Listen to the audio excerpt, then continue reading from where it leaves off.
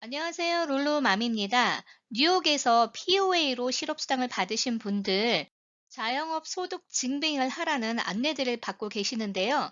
보통 지금 가장 빨리 받으신 분들이 5월 초쯤 될 거예요. 그래서 여러분들 너무 성급하게 하시다가 실수하시는 일이 없으셔야 돼요. 제가 캘리포니아를 계속 리뷰를 하면서 중간중간에 아주 작은 문제 때문에 실수가 생기는 분들이 많았기 때문에요. 그걸 토대로 여러분들이 어떤 서류들을 준비하는 게 좋은지 간단하게 리뷰를 해드리겠습니다. 지금 이런 안내들을 받으셨을 거예요. 만약에 여러분들이 혹여 안내문을 안 받았다 하더라도 로그인 했을 때 POA 자료를 업데이트하라고 그런 박스가 나오면은요. 안내하고 상관없이 무조건 서류들을 업로드 하셔야 됩니다. 2020년 12월 27일부터 2021년 9월 5일 사이에 POA 수당을 받으신 분들은 이러이러한 서류들을 증빙하라 이렇게 나와 있는데요. 혹여 2020년 12월 27일 이전까지 수당을 받다가 더 이상 그 이후에 받지 않았던 분인데 이런 안내가 와도 하셔야 됩니다. 반드시 그 기간이라는 거는 꼭 아니에요. 이전에 받고 그만두신 분들도 다 이런 안내를 받고 계시고요. 혹여 안내가 안 나오신 분들은 캘리포니아도 지금 3개월에 걸쳐서 계속 안내가 오고 있거든요. 그래서 여러분들이 다음 달 혹은 다다음 달에도 안내가 올 수 있기 때문에 POA 받으신 분들은 반드시 매주 한 번씩 로그인을 해서 확인을 하시기 바랍니다. POA는 연방정부가 지원을 해준 펀드를 100% 지급을 했기 때문에 모든 주정부가 연방정부 노동부 기준으로 이렇게 가이드라인을 주기 때문에요. 캘리포니아와 뉴욕도 거의 다 서류 동일하게 올리시면 될 겁니다. 지금 이 내용에서도 마찬가지로 고용을 증빙하는 거죠. 직원으로서. 그리고 혹은 자영업을 증빙하는 분, 혹은 자영업을 시작을 하려고 그러다가 못하신 분들이 있어요. 플랜이 완전히 된 거. 그냥 생각만 한 건 아니에요. 뭔가 계획이 있었어야 돼요. 가령 서브리스를 했거나 리스를 했거나 비즈니스 라이센스를 받았거나 그랬는데 못한 분들 이런 거지. 나는 그냥 해보려고 했다. 그냥 알아보려고 했다. 이런 거는 절대 안 돼요. 뉴욕은 캘리포니아보다도 이런 규정이 더 스트릭하다는 것을 염두에 두셔야 합니다. 서류를 제출하신 후에 만약에 여러분들이 자격이 되지 않거나 혹은 더 추가로 서류를 업로드해야 되는 경우에는 뉴욕의 노동부에서 여러분들한테 컨택을 할 거예요. 그래서 지금부터 이런 안내를 받으신 분들은 모르는 번호가 전화가 와도 반드시 받으셔야 돼요. 그런 거 실수했을 때 그냥 디스퀄리피케이션이 나는 경우가 많았기 때문에 주의하셔서 여러분들이 신경 많이 쓰셔야 돼요. 자영업 하시는 분들 혹시 EDD 어카운트나 텍스 아이디 받으신 분들은 그 텍스 아이디 받으신 서류가 있을 거예요. 거기에 여러분의 이름과 비즈니스 이름, 주소가 나와 있을 수 있어요. 그런 서류도 하나의 증빙 서류가 될 수 있고요. 비즈니스 라이센스, 거기에는 반드시 여러분들 비즈니스 주소와 매칭이 돼야 되겠죠. 여러분의 이름이 있으면 더 좋겠죠. 그리고 텍스 리턴 서류가 가장 중요합니다. 텍스 리턴 서류에는 두 가지가 있어요. 1040 이거는 개인 소득이고 1120 이거는 코퍼레이션 비즈니스 소득이에요. 그래서 뉴욕에 계신 분들이 아마 1120 쪽으로 가야 되는 분들이 더 많으실 수 있습니다.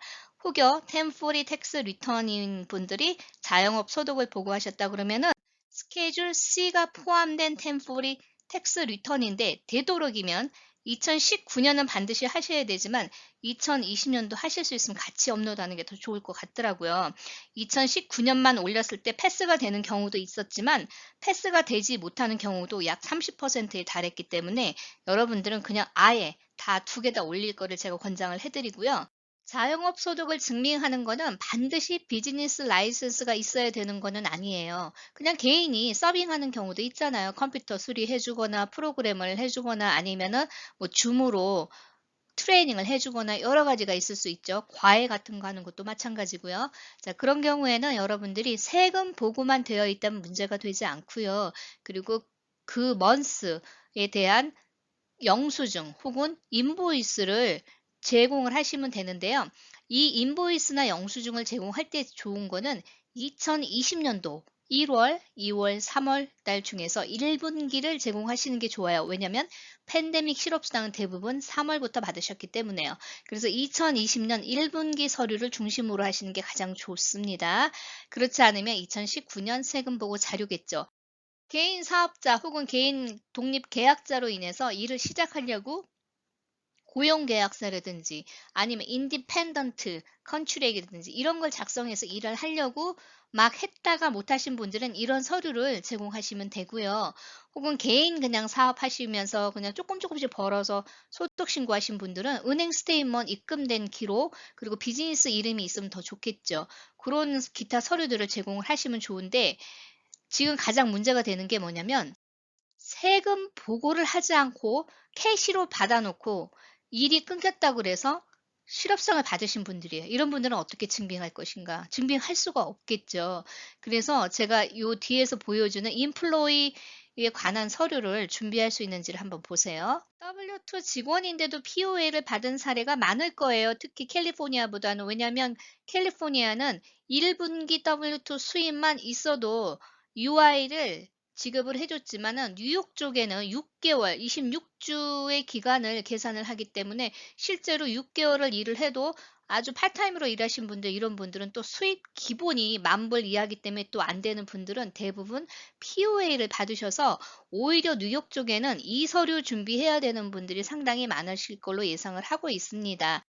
W2 급여 받는 분들은요. W2 폼만 올릴 경우에 문제가 많이 됐었어요. 대부분 디스퀄리피케이션이 상당히 많이 됐기 때문에 뉴욕도 마찬가지로 제가 볼 때는 문제가 될 수가 있을 것 같아요. 그래서 만약에 W2 급여 받으시면서 페이스톱 받으신 분들은 잡 오퍼 서류가 있거나 혹은 임플로이먼트 계약서가 있거나 그게 없다 한다면은 페이스톱 플러스 잡 캔슬레이션 혹은 터미네이션 그 서류를 올리세요. 항상 세트로 올리세요. 이분들은 그냥 하나만 올리실 경우에 문제가 많이 됐어요. 자영업을 시작하려고 준비하던 중에 팬데믹으로 인해서 시작도 못하고 실업수당을 받으신 분들 꽤 많으시거든요. 이런 분들은 자영업을 시작하려고 했다는 거를 증빙할 수 있어야 돼요.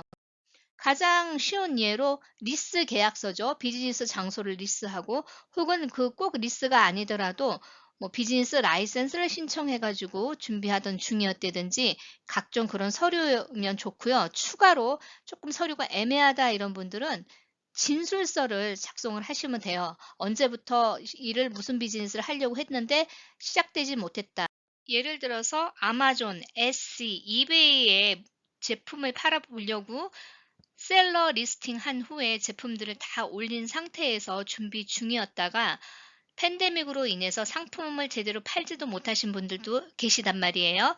이런 분들은 셀러 리스팅된 그 내용들을 스크린을 캡처하고 그리고 이메일로 처음 등록할 때 등록 절차하는 그 과정이 있거든요.